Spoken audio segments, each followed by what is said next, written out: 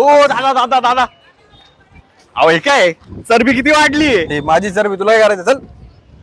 तुमचं लग्न नाही झाले ना? तुला तुला कसं माहिती? नाही जाऊ दे आता काय. हे नाही सांग, तुला कसं काय माहिती?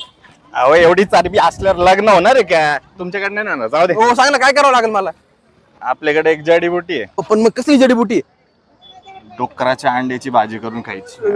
मला नाही विषय, काही नाही बोलू. अरे दारू बाय का खोटं बोलणार आहे का मी?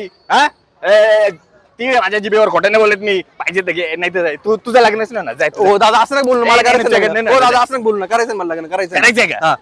परत असं बोलायचं नाही. मग दे Sorry. फोन दे. हा. हा फोन पे उघड. उघडलं.